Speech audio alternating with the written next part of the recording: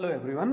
So welcome to the another interesting class of pharmacotherapeutics 1। तो आज के क्लास में हम बहुत ही इम्पोर्टेंट टॉपिक के बारे में डिस्कस करेंगे जो पब्लिक हेल्थ के लिए बहुत ही इम्पोर्टेंट है, एपिडेमियोलॉजिकल पॉइंट के लिए बहुत ही इम्पोर्टेंट है और बहुत कॉमन है, बहुत बेसिक है, yet neglected by a lot of people, right. जो एग्जाम के लिए तो इम्पोर्टेंट है ही, हाउएवर हमारे जो सोचने समझने या फिर एक क्लिनिकल अप्रोच का है उसमें भी इसका बहुत बड़ा रोल है, right. Having said that, let's start the today's interesting topic, that is rational drug formulation and rational drug use.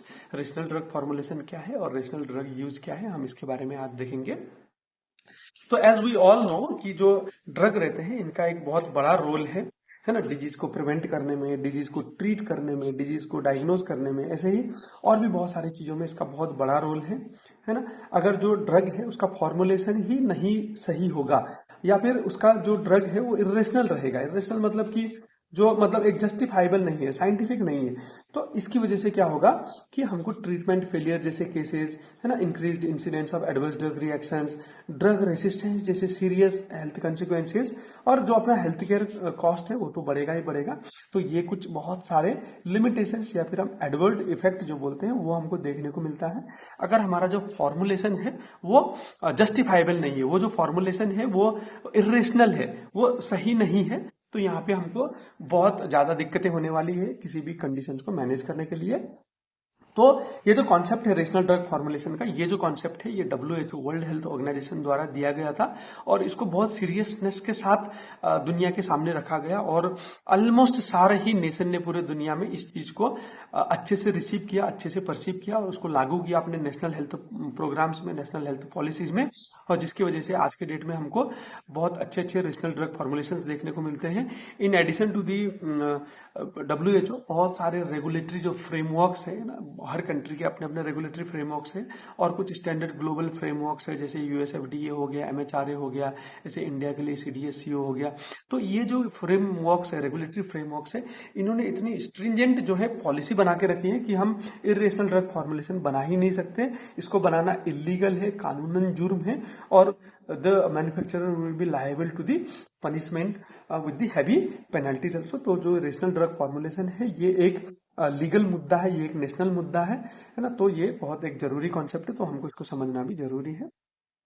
Then rational drug formulation and rational drug use are essential for ensuring कि जो हम therapy ले रहे हैं वो safe है, वो therapy जो है वो इफेक्टिव है और वो इकोनॉमिकल है, हाँ, हर लोगों को एक्सेसिबल है और अफोर्डेबल है। ये चीजें तय करना WHO ने जिम्मेदारी ली थी, जो बहुत अच्छे तरीके से WHO ने किया है। The concept was introduced and promoted by the World Health Organization to improve the global health care practice, है ना। जो एक स्टैंडर्ड हेल्थ केयर प्रैक्टिस होनी चाहिए वो अक्रॉस द ग्लोब सेम होनी चाहिए। इस पॉलिसी के साथ WHO ने इसको इनिशिएट किया था। एक आदमी US का सिटीजन हो या फिर एक थर्ड वर्ल्ड कंट्री युगांडा का सिटीजन हो या फिर एक डेवलपिंग नेशन लाइक इंडिया का सिटीजन हो, उसका एक बेसिक ह्यूमन राइट है कि उसको अच्छी हेल्थ केयर फैसिलिटी मिले, एक standard regulated rational drug formulation मिले, एक उसका रेशनल प्रिस्क्रिप्शन हो, एक रेशनल तरीके से वो ड्रग को यूज करे। ये एक आदमी का एक एग्जिस्टेंस अधिकार है, एक बेसिक ह्यूमन राइट है। ये WHO ने करने की पूरी कोशिश करी, है ना, उसी के अग्रसर में। तो हम देखेंगे कि ये जो रेशनल ड्रग फॉर्मुलेशन है ये क्या है, इसको हम शॉर्ट फॉर्म में RDF बोलते हैं, रेशनल ड्रग फॉर्मुलेशन। तो हम इसको समझने की कोशिश करेंगे। RDF इज द साइंटिफिक, मतलब ये साइंटिफिकली अप्रूव्ड, सिस्टमिकली डिजाइंड, मतलब एक स्टैंडर्ड ऑपरेटिंग प्रोसीजर जो रहता है, स्टैंडर्ड जो एक प्रोसीजर रहता है उसको फॉलो करके साइंटिफिक तरीके से अगर हम कोई फार्मास्यूटिकल डोजेज फॉर्म बना रहे हैं bye selecting appropriate active pharmaceutical ingredient, मतलब जो अपना बेसिक मेडिकामेंट है उसमें जो एक्टिव इंग्रेडिएंट्स है उसको सही मात्रा में लेके along with the satisfying experience है, जो अपना एक्सपीरियंस है वो भी पूरा क्राइटेरिया मैच करना चाहिए, and the manufacturing process, not only the drugs, जो ड्रग्स में यूज होने वाले एडिटिव्स हैं उसको भी, और जो अपना प्रोसेस है ना मैन्युफैक्चर का, वो प्रोसेस भी एकदम साइंटिफिक होना चाहिए, followed by the systematic design in the suitable pharmaceutical dosage form to ensure that the formulated drug is safe, effective and stable, और जो पेशेंट से एक्सेप्टेबल भी हो। अगर हम एक ऐसा कोई प्रिपरेशन बना रहे हैं, एक ऐसा फॉर्मुलेशन कोई बना रहे हैं, तो ऐसे फॉर्मुलेशन को हम क्या बोलते हैं, रेशनल ड्रग फॉर्मुलेशन। फिर से हम एक बार यहाँ पे देखेंगे, बहुत इंपॉर्टेंट है। एक कोई भी फॉर्मुलेशन डोजेज फॉर्म हम बना रहे हैं जो साइंटिफिक है और जहां पे हमने सिस्टमिक डिजाइन यूज किया है, जहां पे हमने सही क्वांटिटी और सही टाइप का फार्मास्यूटिकल इंग्रेडिएंट्स यूज किया है along with the correct experience with the compliance with the standard manufacturing process, जो एश्योर कर रहा है कि ये जो अपना फॉर्मुलेशन बन रहा है वो सेफ है, इफेक्टिव है, स्टेबल है और एक्सेप्टेबल बाय पेशेंट है। तो ऐसे फॉर्मुलेशन को हम बोलते हैं रेशनल ड्रग फॉर्मुलेशन। होप यहाँ पे आपको समझ में आ गया होगा। तो जो आरडीएफ है, रेशनल ड्रग फॉर्मुलेशन, इसके क्या क्या कंपोनेंट है। इसका पहला कंपोनेंट है एपीआई सही होना चाहिए और सही अमाउंट में होना चाहिए, अप्रोप्रिएट डोजेज फॉर्म में बनना चाहिए, करेक्ट डोज या कंसंट्रेशन में होना चाहिए, एक्सपेरिएंट जो है वो भी एकदम सेफ होना चाहिए, ensuring the bioavailability of drug, जितना इंटेंडेड बायोअवेलेबिलिटी है हमारे बॉडी में जाने का वो होना चाहिए, with the maximum amount of stability and patient compliance. अगर ये चीजें हम को मिल रही है तो हम उसको बोलेंगे कि ये रेशनल ड्रग फॉर्मुलेशन है। इसका एक एग्जांपल देके समझते हैं। अगर जैसे पैरासीटामोल 500 mg टैबलेट है, ये एडल्ट के लिए बना है तो ये रेशनल ड्रग फॉर्मुलेशन है। सेम पैरासीटामोल अगर हम सिरप में बना रहे हैं और बच्चों के लिए बना रहे हैं with suitable amount of paracetamol as active pharmaceutical ingredients and excipients in it, right, तो उसको हम बोलेंगे कि ये रेशनल है क्योंकि बच्चों के लिए हमने सिरप बनाया है, या फिर हम हॉस्पिटल यूज के लिए बना रहे हैं, या फिर इमरजेंसी के लिए बना रहे हैं तो हम इंजेक्शन प्रिपरेशन बना रहे हैं। तो हम अपने हर डिमांड्स के लिए, अपने हर नीड के लिए जो बना रहे हैं, इस बनाने के प्रोसेस को हम क्या बोलते हैं, rational drug formulation. Same drug है, हम अलग अलग डोजेज फॉर्म में अलग अलग नीड के हिसाब से जो बना रहे हैं, इसको हम क्या बोलते हैं, रेशनल ड्रग फॉर्मुलेशन। होप यहाँ पे आपको ये कॉन्सेप्ट समझ में आ गया होगा। तो इसके बाद हम जो अपना दूसरा बहुत इंपॉर्टेंट कॉन्सेप्ट है वो देखते हैं, रेशनल ड्रग यूज। सबसे पहले तो रेशनल ड्रग यूज होने में रेशनल ड्रग फॉर्मुलेशन का बहुत बड़ा हाथ है। अगर मार्केट में रेशनल ड्रग फॉर्मुलेशन मिलेगा तो ही हम उसका रेशनल यूज कर सकते हैं एज अ ड्रग। तो अगर हम ये बोल सकते हैं कि आज के डेट में इतने स्ट्रिंजेंट रेगुलेटरी फ्रेमवर्क है कि जितने भी हमको मार्केट में ड्रग्स देखने को मिलती है स्पेशली, तो ये जो ड्रग्स है वो जनरली रेशनल ड्रग फॉर्मुलेशन के कैटेगरी में आती है। और हमने देखा होगा कि जो नेशनल और इंटरनेशनल रेगुलेटरी बॉडीज है वो क्या करती है कि टाइम टाइम में कुछ इरेशनल ड्रग कॉम्बिनेशन जो है या फिर इरेशनल ड्रग फॉर्मुलेशन है उनको टाइम टाइम में मार्केट से रिकॉल करती है और उनको बैन भी करती है। ये इसी का एक प्रोसेस है। ऐसे ही हम देखेंगे रेशनल ड्रग यूज क्या है, डब्ल्यूएचओ इसको क्या बोलता है, इसका जो कॉन्सेप्ट है डब्ल्यूएचओ उसके हिसाब से हम देखेंगे रेशनल ड्रग यूज क्या है। Rational drug use means patient receive medication, है ना, पेशेंट को एक मेडिकेशन मिले जो अप्रोप्रिएट हो उनको क्लिनिकल नीड को एड्रेस करने के लिए, इन डोजेज, इस डोजेज में कि जो उनकी इंडिविजुअल रिक्वायरमेंट है, ड्रग के रिक्वायरमेंट है उसको मीट करे for adequate period of time, हाँ, and at the lowest cost to the community. अगर कहीं पे ये चीजें मिल रही है तो उसको हम बोलते हैं रेशनल ड्रग यूज। तो इसमें हम कुछ कॉन्सेप्ट्स लाते हैं। राइट का कॉन्सेप्ट जो स्टूडेंट्स को याद करने में भी आसानी होती है और एग्जाम में लिखने की भी आसानी होती है। पहले तो क्या होना चाहिए कि आदमी का राइट डायग्नोसिस होना चाहिए और आदमी का राइट सिलेक्शन होना चाहिए, राइट ड्रग को हमको सिलेक्ट करना चाहिए जिसको हम बोलते हैं राइट इंडिकेशन। तो ये तीनों को हम एक ही में देखेंगे। फिर ये जो ड्रग है उसका राइट डोजेज फॉर्म में हमको लेना चाहिए, राइट डोज लेना चाहिए, राइट डोजेज फॉर्म पे लेना चाहिए और राइट रूट ऑफ एडमिनिस्ट्रेशन के हिसाब से भी हमको ड्रग को प्रिस्क्राइब करना चाहिए। ऐसे ही फॉर राइट ड्यूरेशन, है ना, ये काफी नहीं है, कितने दिनों तक, कितने हफ्ते तक, ये राइट ड्यूरेशन भी होना चाहिए, है ना। फिर हमने राइट ड्रग की पहले ही बात कर दी और उसका पर्टिकुलरली राइट डॉक्यूमेंटेशन भी होना चाहिए और राइट टाइम पे, है ना, राइट टाइम पे डायग्नोज हो गया, राइट ड्रग जा रही है जो है। अगर ये सारी चीजों में राइट टिक होता है तो उसको हम बोलते हैं रेशनल यूज ऑफ ड्रग। तो बेसिकली जो रेशनल है उसमें 6R का कॉन्सेप्ट आता है ना, right person with the right drug at right dose with right dosage form from right route of administration for the right duration of time. अगर कोई ये 6 राइट को आराम से टिक कर पा रहा है कि हाँ ये 6 राइट है इक्वेशन में, तो उसको हम बोल सकते हैं बेसिकली कि ये जो ड्रग यूज है ये रेशनल ड्रग यूज है। होप यहाँ पे आपको ये चीजें आराम से समझ में आ गई होंगी, इसमें कोई बहुत बड़ा कॉम्प्लेक्स नहीं है कि जहां पे हमको दिक्कत होगी। तो अभी हम यहाँ पे आगे और कुछ इंपॉर्टेंट चीजें हम देखते हैं कि why rational drug use, rational drug use क्यों इंपॉर्टेंट है, क्यों जरूरी है to achieve the maximum therapeutic goal. हमने हर डिजीज में देखा है कि पहले हम गोल सेट करते हैं फिर उसको अचीव करने की कोशिश करते हैं। तो अगर रेशनल ड्रग यूज रहेगा तो ये थेरेपेटिक गोल अचीव होने में आसानी होगी। टू मिनिमाइज द पॉसिबल एडीआर्स, ऐसा करेंगे तो जो आने वाले साइड इफेक्ट्स और एडवर्स ड्रग रिएक्शन है उनकी भी इंसिडेंस जो है वो कम हो जाएगी, उसकी प्रोबेबिलिटी कम हो जाएगी। टू प्रिवेंट ड्रग रेसिस्टेंस, हम सही तरीके से ड्रग यूज करेंगे तो उसके रेसिस्टेंस होने के इंसिडेंसेस भी कम हो जाते हैं। टू मिनिमाइज पॉलीफार्मेसी, ताकि हम कोई एक्स्ट्रा अनवांटेड ड्रग्स किसी भी पेशेंट को ना दे, और to improve the patient safety, ये होने की वजह से जो है पेशेंट का जो है सेफ्टी स्टेटस भी इम्प्रूव हो जाएगा, and to ensure the right cost, और जो मेडिकल कॉस्ट है, डायरेक्ट मेडिकल कॉस्ट और इनडायरेक्ट मेडिकल कॉस्ट है, दोनों भी इससे क्या है अपने कंट्रोल में रहेंगी, है ना। तो ऐसे ही अब आपको लग रहा होगा कि हमने रेशनल ड्रग यूज के बारे में बहुत डिस्कस कर लिया है, तो ये इरेशनल ड्रग यूज क्या होता है, तो हम यहाँ पे कुछ एग्जांपल देखेंगे कि किस किस को हम रेशनल ड्रग यूज कहलाते हैं। अगर हमने कोई एंटीबायोटिक यूज किया है और इसकी कोई एक्चुअल नीड नहीं है, तो जैसे हमने पिछले क्लास में डिस्कस किया था कि वायरल कंजंक्टिवाइटिस में हम एंटीबायोटिक यूज नहीं करते, अगर वहां पे वायरल कंजंक्टिवाइटिस है और हम एंटीबायोटिक यूज कर रहे हैं, तो वो बेसिकली क्या हो गया, इरेशनल ड्रग यूज हो गया।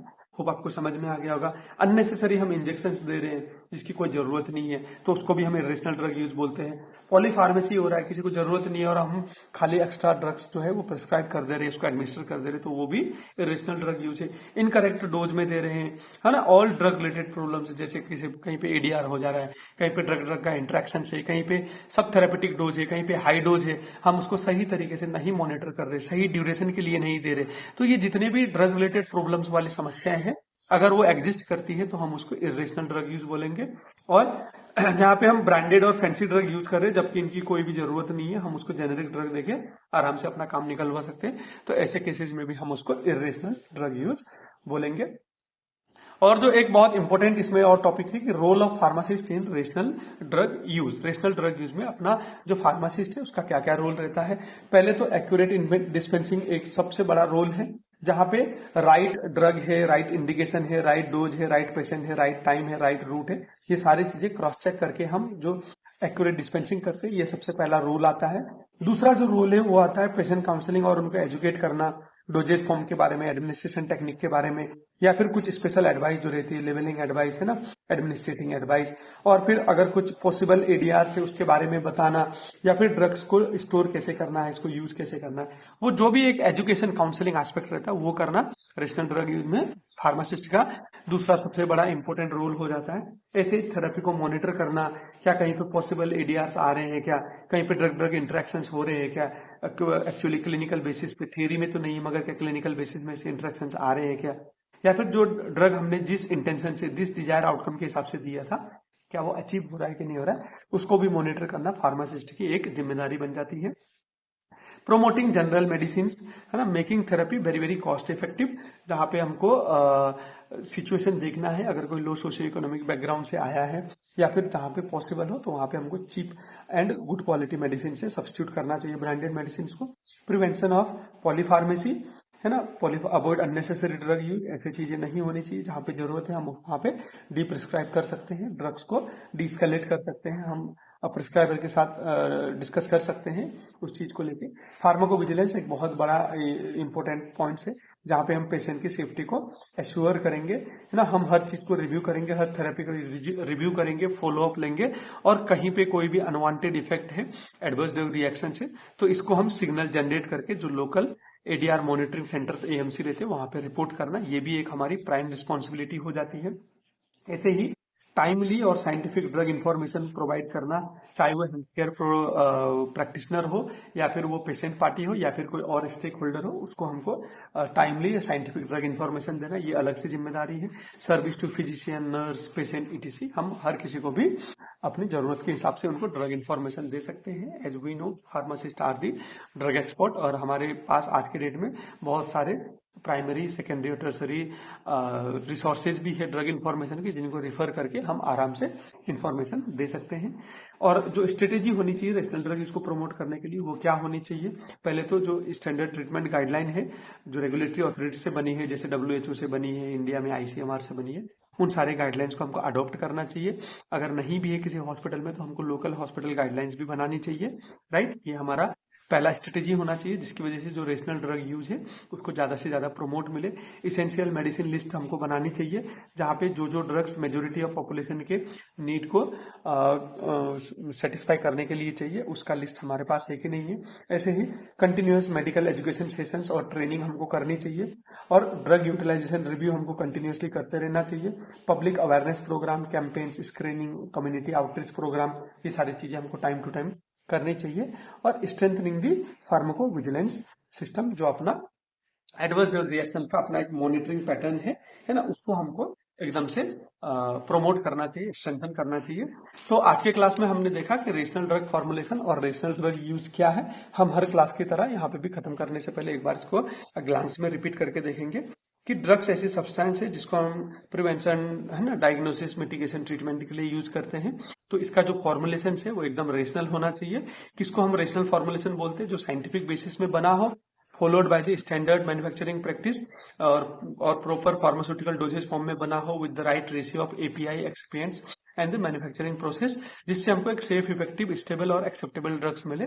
तो ऐसे को हम रेशनल ड्रग फॉर्मुलेशंस बोलते हैं। और इस ड्रग को यदि हम मीटिंग 6 राइट, है ना, विद द राइट इंडिकेशंस, ना, right drugs at the right dose, at the right dosage form, from the right route, for the right duration of time, अगर ये चीजें हमको मिल रही तो इसको हम रेशनल ड्रग यूज बोलेंगे। ये क्यों चाहिए? ताकि हमको चीपेस्ट प्राइस में बहुत सेफ और इफेक्टिव थेरेपी मिल सके, है ना। और जितने भी अपने डीआरपी रिलेटेड चीजें हैं या अनवांटेड तरीके से कोई गलत इंटेंशन के साथ कोई भी ड्रग यूज होती है नोइंगली और अननोइंगली, तो उसको हम इरेशनल ड्रग यूज बोलते हैं। रोल ऑफ फार्मासिस्ट बहुत ज्यादा है, डिस्पेंसिंग से लेके एजुकेशन देना, थेरेपी को मॉनिटर करना, है ना, एडीआरस के सिग्नल्स को मॉनिटर करके, जनरेट करके उनको रिपोर्टिंग करना, है ना, जेनेरिक ड्रग्स को प्रमोट करना, पॉलीफार्मेसी को प्रिवेंट करना, ड्रग इन्फॉर्मेशन प्रोवाइड करना, ये सारी रोल्स एंड रिस्पॉन्सिबिलिटी है फार्मासिस्ट की बेसिकली अपना जो है रेशनल ड्रग यूज के ऊपर। और बहुत सारे हम प्रोमोटिंग स्ट्रेटेजीज जो है वो यूज कर सकते हैं, जैसे स्टैंडर्ड ट्रीटमेंट गाइडलाइंस हॉस्पिटल्स में बनाना, हेल्थ केयर इंस्टीट्यूशन लेवल पे बनाना हो, या फिर नेशनल या इंटरनेशनल गाइडलाइंस को जो है अडॉप्ट करना हो, एसेंशियल मेडिकल लिस्ट बनाना, हॉस्पिटल फॉर्मुलरी बनाना, फार्मेसी थेरेपेटिक कमेटी को प्रपोज करके उसको इफेक्टिव में लाना, है ना, ड्रग यूटिलाइजेशन रिव्यू और रिसर्च करते रहना, अवेयरनेस प्रोग्राम करना, कम्युनिटी आउटरीच प्रोग्राम करना और फार्माकोविजिलेंस सिस्टम को स्ट्रेंथ करना। ये कुछ स्ट्रेटेजीज है जिससे हमको रेशनल ड्रग यूज को प्रमोशन मिलती है। होप ये वाला क्लास भी आपको अच्छे से समझ में आ गया होगा। तो अगले क्लास में हम फिर एक और इंटरेस्टिंग टॉपिक लेके आते हैं, तब तक आप इसको अच्छे से पढ़िए। अगर आपको कोई भी कंफ्यूजन है तो आप नीचे कमेंट में आके पूछ सकते हो। Thank you.